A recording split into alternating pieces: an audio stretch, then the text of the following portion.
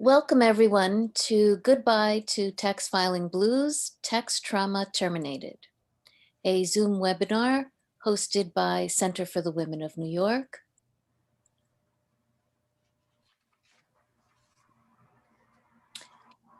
And my name is Victoria Pilati, and this is Cecilia Venosta Weigel, our Vice President and Program Committee Chair. And our guest speaker is Kathleen M. Carroll, and she will be facilitating this workshop. A little about the Center for the Women of New York. Since our founding in October of 1987, the center has shown that women working together can be an effective force. We are a voluntary nonprofit organization dependent on dues from our members and on the volunteer efforts of business, professional, and community women and men in New York City. At the center, we believe education is the cornerstone of women's economic independence. We advocate strongly for women's full equality by partnering with like-minded organizations and government agencies. Whether we're marching for worthy causes, celebrating women's accomplishments in leadership, the arts, or sports, camaraderie is a hallmark of the center. We've come a long way since the second wave of the women's movement in the latter half of the 20th century. And while there are many struggles ahead, we celebrate how far we've come. Good evening, everyone. Thank you so much for joining us. We hope that this workshop is helpful to you during this tax season. We wanted to share our current services. We do have caregivers phone support group for those of you who are taking care of elderly family members or friends. We have conversational English as second language classes, legal support team. So for those who have legal inquiries, we do respond via email. We have a team of attorneys. We do have referral services. So if you're not sure that we provide some services that you need, just reach out. And if we don't provide them, we'll guide you in the right direction. We do offer webinars on women's issues and workshops such as this one. We have a Women in Crisis individual counseling program, and also a Women in Crisis support group. Upcoming events, we are looking for someone to guide or to lead our book club. So if you know of anyone, or if you're interested, please let us know. We'll have in March our some career workshops, computer classes. We have this financial literacy series and green team coming also up in March for Earth Day, and we will have a women artist exhibit in the spring and a walking group. So join us for anything that interests you. We look forward to having you at other events. Our next workshop and our next webinar will be a continuation of this workshop. It is Tax Trauma Terminated Part 2, More Money in Your Pocket, Credits and Deductions Overview. That will take place on Wednesday, February 17th of 2021 from 8 to 9 p.m. And also, if you would like to support these programs and enhance our programs, all donations are welcome. You can donate through our website at cwny.org/donations. And you can also become a member through our website and become a volunteer if you're interested. If you would like to review this webinar or share it with anyone who would be interested in this, in having access to this information, you can download this PowerPoint presentation and the video also in our website in a couple of days. If you have questions, please feel free to write them in the chat. The questions will be addressed after the presentation, but you can write them at any time so you don't forget. If you dialed in, you can email your questions to events@cwny.org, and someone will be monitoring our email as well. And now some background on our esteemed guest speaker. Kathleen M. Carroll is a professional accountant and enrolled agent to practice before the Internal Revenue Service. She has been practicing accounting and providing bookkeeping services since 1981 to the present. She works with individual and corporate clients. Kathy directed and ran the Student Association Income Tax Preparation Program at Queens College for 26 years. She also ran an annual seminar at the International Students and Scholars Office at Queens College. These programs provided free on-campus tax prep and advice to students. Kathy received her BS in accounting from C.W. Post Center of Long Island University and attended a graduate program at New York University. Next slide.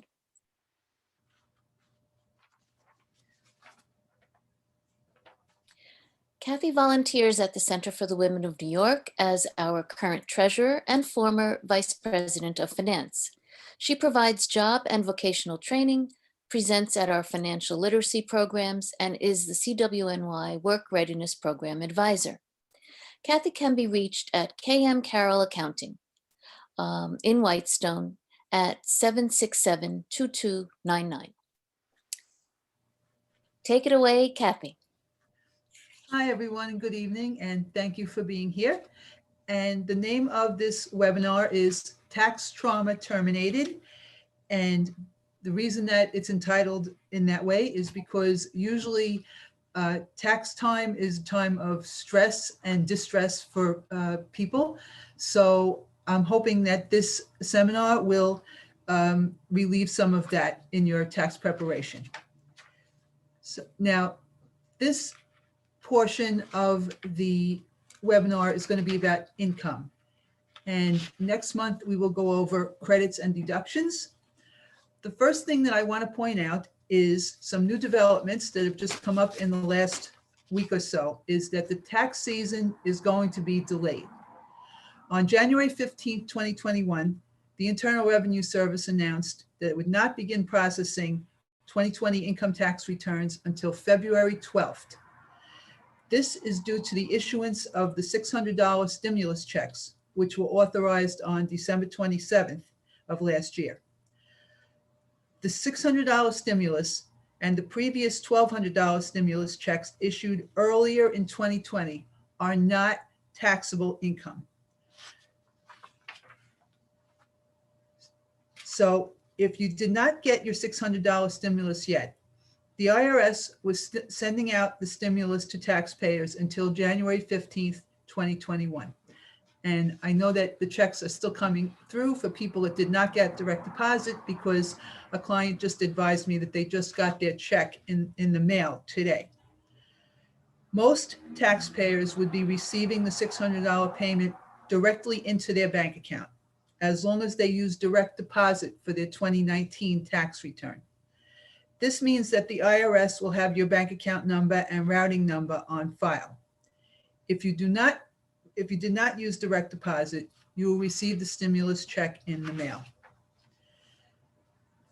After January 15th, there will still be taxpayers who did not receive the stimulus payment. These taxpayers will be able to request the $600 plus additional $600 payments for dependents under the age of 17 on the 2020 tax return. This is the major reason for the delay of the start of this filing season, because the IRS had to redesign and test the new forms to allow for the stimulus request. Taxpayers who did not receive the earliest stimulus payment that was sent out in the spring will also be able to request it on this tax return. On the tax return, the stimulus payment is referred to as the recovery rebate credit. So if you're looking at a tax return and you see that line and you haven't received your stimulus, that's where you would ask for it. Now, many people feel that they have to, that they want to use a paid preparer to do their tax return, but this can be somewhat costly. If you go to an accountant, or if you go to a place like H&R Block, you may have to pay quite a bit to file your return. while it is generally a good idea in order to maximize deductions and increase refunds, you may be able to do the returns yourself through the IRS Free File program. Now, the Free File program has been available to taxpayers for the past 17 years at www.irs.gov. The Free File program can be viewed at the IRS website, but not all taxpayers will qualify for each Free File provider. Requirements for use should be read carefully before starting your return. Also, most Free File providers that participate in the IRS program will not include your state return. The state return in most cases can be completed on the same website, but for an additional fee. The IRS free tax program includes providers such as 1040 Now, EasyTaxReturn.com, FreeTaxReturn.com, FileYourTaxes.com, Intuit, who are the makers of TurboTax, Online Taxes, which is OLT.com, TaxAct, TaxHawk, which is actually Free Tax USA, and TaxSlayer. Now, something new for 2021, 2 of the providers have the returns in Spanish, EasyTaxReturn.com and TaxSlayer.com, which is available as of yesterday.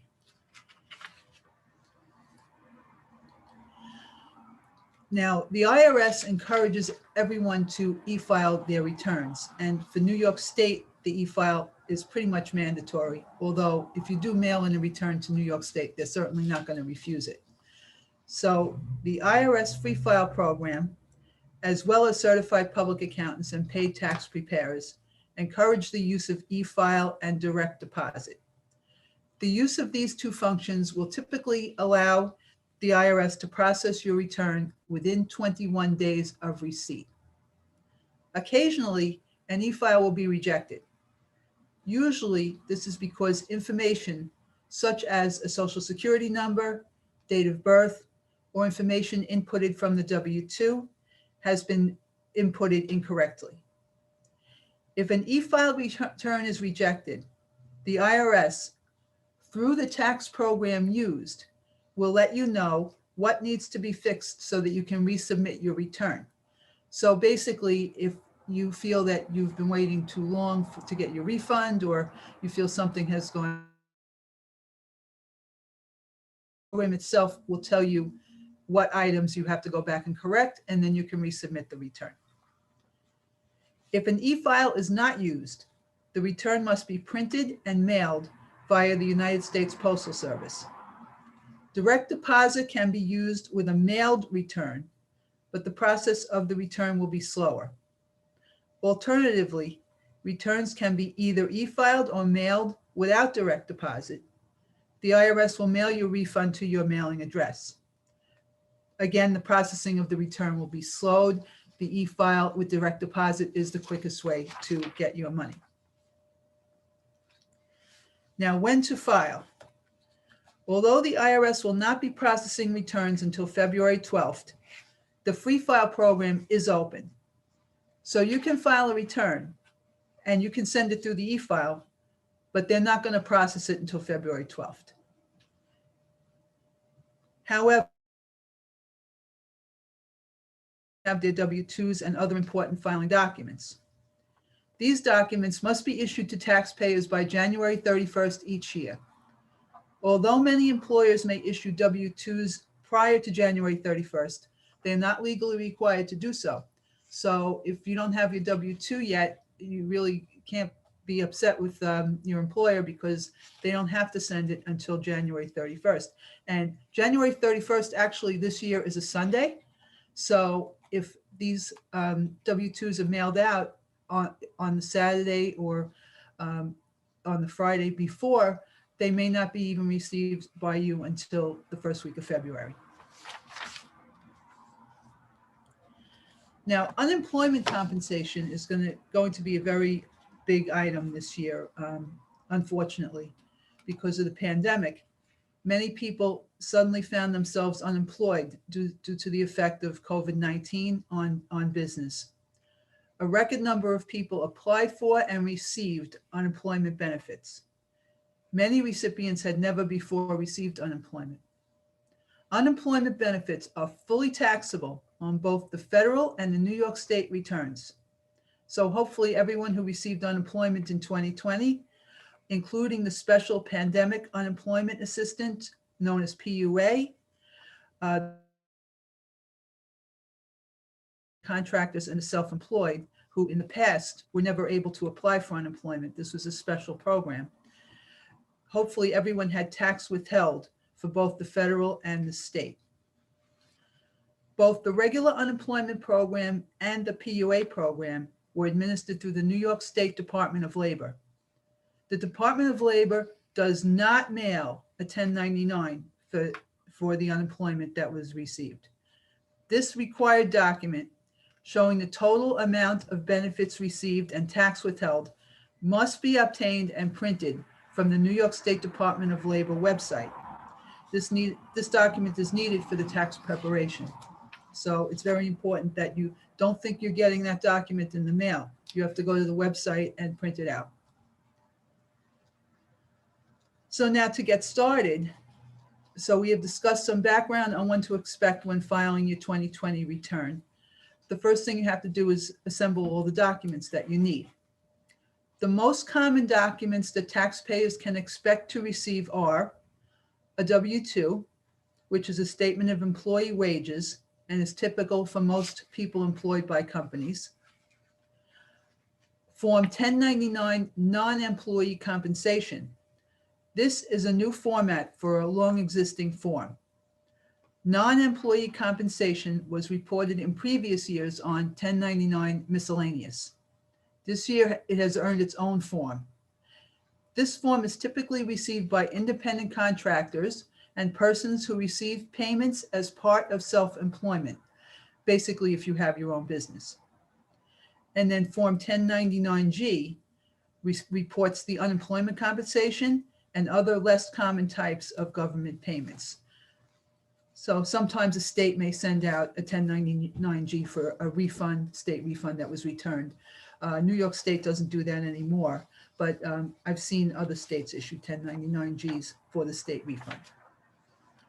This slide is what the typical W-2 looks like. I'm sure probably everyone is familiar with this. It just gives you the information about what you've earned, what kind of taxes were withheld. Sometimes there's other information if you have a 401k or if you have health insurance that your employer is paying for. All of this information would appear on the W-2, and all of it has some relevance to what has to be put on the tax return. The next slide is the non-employee compensation. This is the new 1099 form.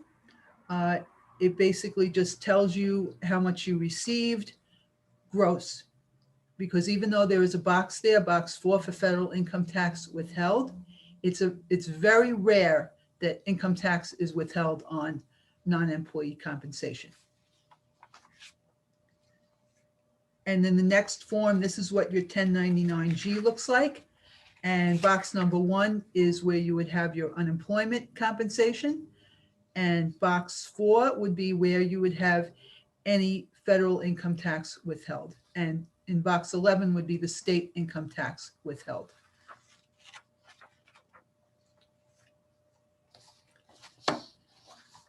Now, the next file is, do I need to file?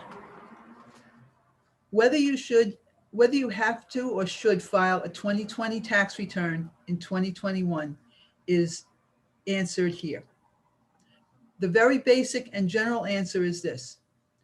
As a filing single or married filing separate person, if your 2020 income did not equal or exceed the standard deduction limit of $12,400 and you do not owe any special taxes or have any special tax situation that require you to file, technically you do not need to file. For the head of household filing status, the income limit would be at or above $18,650, And for married filing jointly and qualifying widower, it would be $24,800. Now, the filing threshold shown above apply only if there was no tax withheld from your pay if you received a W-2 form. If your wages were equal to or less than the amount shown above and you do not file, you will not be able to get your refund. This also applies if you received unemployment equal to or less than the threshold amount and had tax withheld. You must file a return in order to get the refund you were entitled to. The IRS is not going to they're not going to do it for you. You have to tell them. It is also necessary to file to receive refundable credits to which you may be entitled, including the earned income credit. It is also very important to file a return for other purposes, including, but not limited to, financial aid applications, mortgage applications, applications for other types of credit, and to create an identity presence for the IRS. Many different types of situations require you to show that you have filed a tax return. So that's, even if you're under a filing limit, it may be a good idea to file in any event, just to have it with the, on file with the IRS. Now, most taxpayers expect to file their tax return on time, which, the IRS tells us it's April 15th each year. Now, the personal tax returns can be extended for 6 months until October 15th of each year by filing Form 4868 for federal returns and Form IT-370 for New York State. Once these two forms are filed, this is automatic. You don't have to do anything else to file the tax return. This past year, because of the pandemic, the April 15th filing was actually extended until July 15th, but then you could get the further extension until October 15th, which many people did. Now, suppose you did not realize you needed to file to get your refund. Every taxpayer can file for a refund, if eligible, for 3 years after the filing date. For example, a return for 2020 that was due a refund can be filed until April 15th, 2024. After that date, the refund is lost to the taxpayer and cannot be recovered, even though it's your money. You wouldn't be able to get it.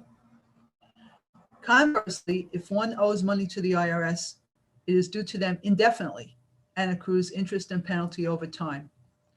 A common misconception is that an extension to file a return is also an extension to pay, which it is not. If a return is filed on extension, some type of payment has to be sent in with that extension, because the payment itself is due on April 15th. So many times people, if they come in to get their tax return done, like later in April, like maybe April 13th or 14th, and they find out that they owe money, they ask if the return can be put on extension, which the return can be, because the extension is for the filing of the paperwork, but it's not an extension of the money you owe. So even if you owe the money, you have to send it in right away.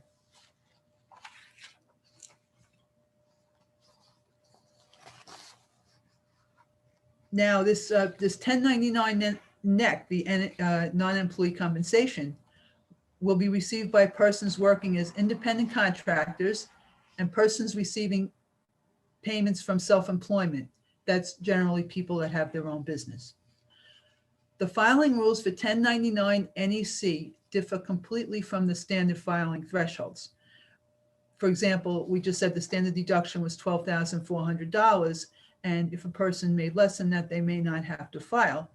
But if you receive a 1099 form for non-employee compensation, if it's $600 or more, you have to file a return, because the filing limit for this type of income is very, very low.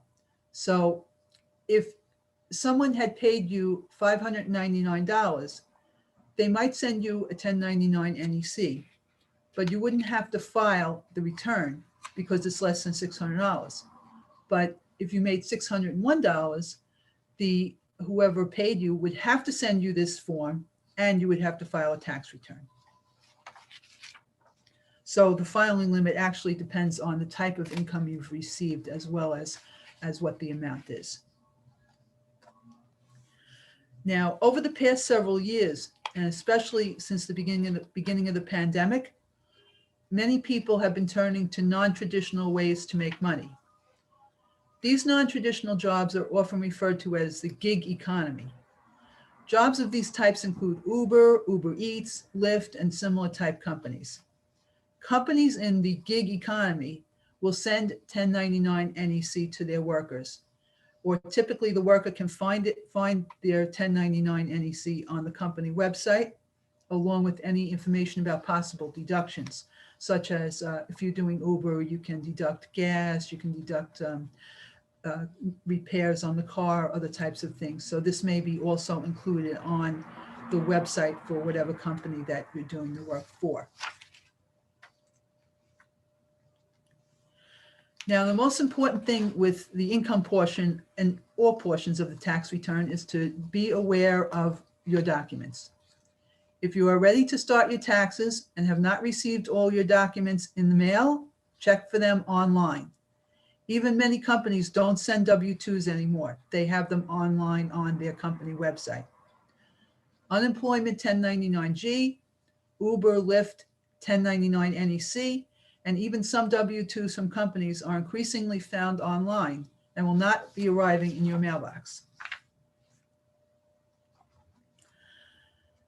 Other types of income that you may have to report, in addition to W-2, self-employment and unemployment, could be things like bank interest, that's 1099 INT, dividends, that would be 1099 div, capital gains, 1099B, you might receive that and the dividend statement from an investment company.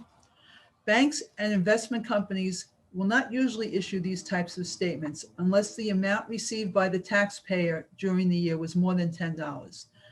That's not a legal requirement. It's just kind of a common banking industry thing.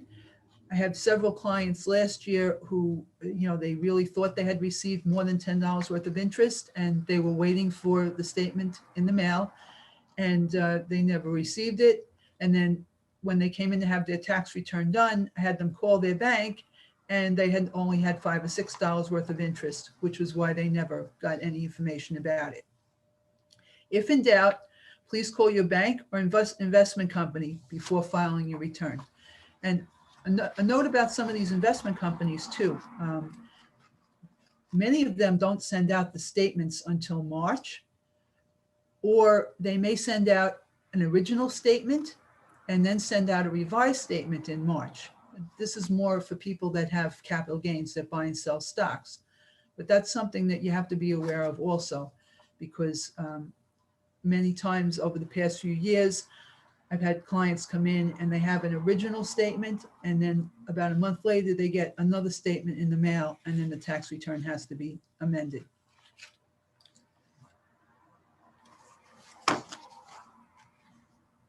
Some taxpayers may have income where they do not receive a W-2 or 1099. These types of income may include income and expenses from rental properties, income from a small business that you may own corporately or as an LLC with others or as a partnership. Reportable income from these types of situations is typically determined through your own or your accountant's record keeping throughout the year, possibly on QuickBooks, Excel, or some other type of accounting software. In some instances, a Form K-1, which is similar to a 1099, but it's called a K-1. It's part of a separate tax return that a company would file, may be provided to the taxpayer, showing the amount of income to be reported. Also, if you are lucky enough to win the lottery or have gambling winnings, this income is fully taxable and must be reported. When filing your tax return, be sure to review all information for accuracy. Names, your name, your spouse's name, if you have one, your dependents' names, your address, dates of birth, social security numbers, very important. Verify that all social security numbers are correct and that you have them. In 2019, I don't exactly know why, but there seemed to be some kind of a delay in the issuance of Social Security numbers to newborn babies. And I had 2 clients that had to actually wait to file their tax return until they got the Social Security numbers for their new children. Because every dependent claimed on a tax return must have a valid Social Security number or individual taxpayer number, or else the return cannot be filed. It won't be accepted.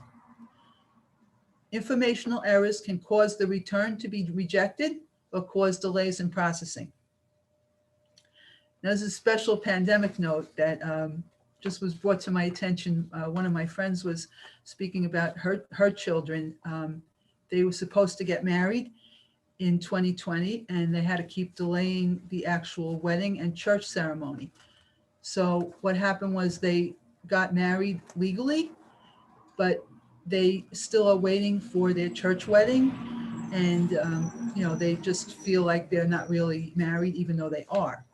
So if you were legally married in 2020, you have only 2 options to file your tax returns. You have to either be married filing jointly or married filing separately. You cannot file as single for 2020. And conversely, if you were separated but not divorced in 2020, you would have to file as married filing separately. You cannot file as single until you would be legally divorced. Now, the discussion today has focused on reportable income for 2020 tax returns. Tax time does not have to be traumatic or stressful if you're prepared and know what to expect, particularly with the announced delay in the IRS for the processing of returns. My advice would be to wait to file until you have all the correct paperwork in hand. The most upsetting thing is to file your return and then after the filing, receive another document that was needed in the mail. Thank you for your participation. Our next tax workshop topic will be deductions and credits that can help you increase your refund. Thank you very much.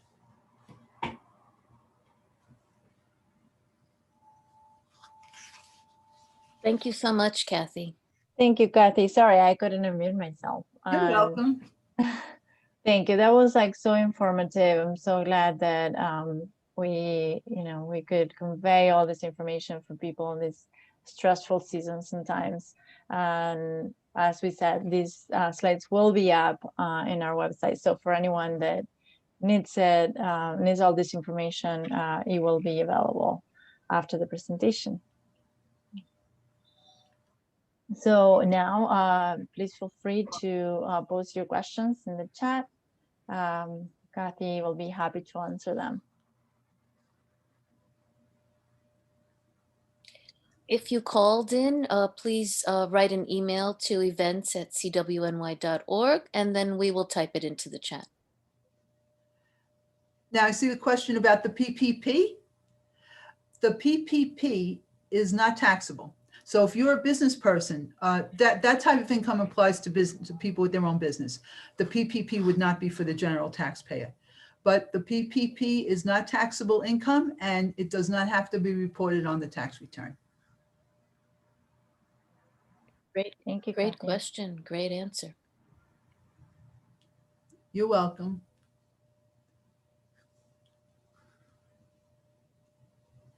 Please feel free again to post your questions. If not, we'll give it a couple of minutes. Maybe you, Kathy, you cover all the questions that people had. Something I find confusing, Kathy, is you're always filing in the current year, but you're always filing for the previous year.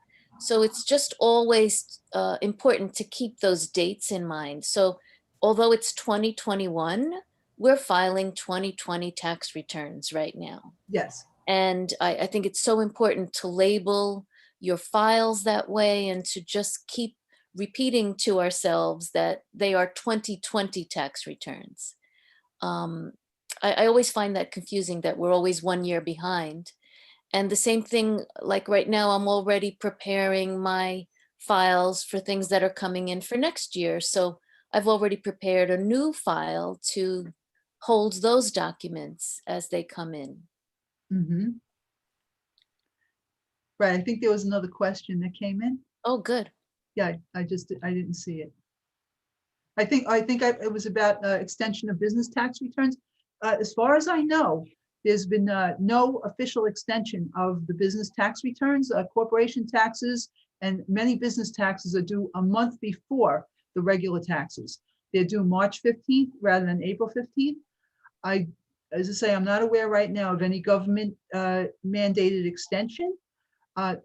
Those types of taxes can be extended for 6 months as well.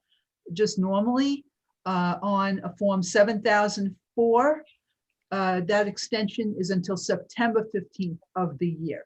So business tax returns that are due March 15th of any year can be extended to September 15th. But as of right now, the due dates are the same as normal for both business tax returns and for personal tax returns. There's so far no announcement that July is in the picture at all. So it's March 15th and April 15th. And Kathy, those extension forms would have different numbers than the ones that were in the slide? Yes, because the ones in the slide, the slides are generally geared toward personal income taxes. Right. But for business income taxes, the forms are different. Oh, Thank you. You are. thank you so much, Kathy. You're welcome. All right. We thank everyone for coming. Let me see. We have a couple more. We have some resources to share. Yes, so throughout the presentation, Kathy referred to the irs.gov website, and she highly recommends visiting the site. And I, as a non-tax person, did go there, and it is very, very user-friendly. It's very well organized, and Kathy finds all the resources she needs there. So do take advantage of familiarizing yourself with the layout of irs.gov. And she also referred to EFile, and there are direct links in the PowerPoint, which, as Cecilia said, will be made available to you in the next couple of days. So do visit efile.com. Now, these other resources have also been provided by other financial consultants, and they are very informative, and we do suggest you go to these websites as well. And then you see Social Security Administration. As Kathy mentioned, even newborn babies need Social Security numbers, so that is a good website to know that it exists. And of course, we are a women's organization, so to empower women, we have provided 2 women empowerment websites. And don't forget AARP, geared toward people 55 and over. This has a wealth of financial information and tips. Do familiarize yourself with these free resources. Sometimes they have all the answers you need. And as Kathy said, consultants and preparers can be very costly. And we do want to educate women to help themselves and start saving money rather than spending money. So do visit these resources. So Kathy, I know we're done with questions, but I was wondering if, I know that there are free services that you did share, but imagine at this time of year, it's really busy, and I don't know how easy it is to have access to someone helping you. What would be the first stop, like, where if you could not have access to that in a timely manner, what would be the first website that you recommend someone goes to if they have to do it on their own? I would say to go to the free file. Those free files that were listed on, I think it was one of the early slides. Those websites can be gotten to from the irs.gov website. So let's say you want to do the free file. You would go to www.irs.gov, and then it says it says free file, like that's one of the choices. Then you click on that and it sends you to the different tax programs. So then, depending on what the situation is, or what your level of tax knowledge is, Some of those programs are easier than others. Many people seem to like TurboTax. That's why when I got to that one, I was like, oh yeah, there's TurboTax. Because you know, a lot of people that do taxes on their own seem to find that as a very user-friendly and simple program. One of the ones that I see a lot is Tax Act, and Tax Act is good. I like it, but it's you have to really have some extra tax knowledge to use that one. So some of them are a little bit more complex than others. So Thank you. anyone like looking at the free file would just have to just look at them and check them out and see how they feel about them to use. Okay, great. And as Thanks. Kathy said, when you go to irs.gov, it's right there on the home page. It's just one of the menu items right there on the home page. It's very clearly spelled out for you. Yeah, I think we all have like these ghosts of like, it's complicated, I cannot do it by myself. So this is very helpful for anyone who doesn't know where to start. Thank you so much. You're welcome. If you'd like to visit us and find out about our events, our webinars and workshops like this, please visit us on Facebook, Instagram, Twitter. We do have a YouTube channel where you'll find videos like this one that you'll have. If you'd like to contact us with any questions, any suggestions for programs, our email address is events@cwny.org. And here's our phone number, 718-793-0672 or 718-229-0020. All right. Thank you so much, Kathy, and everyone that joined us tonight. It was a pleasure, and we hope you can join us next month.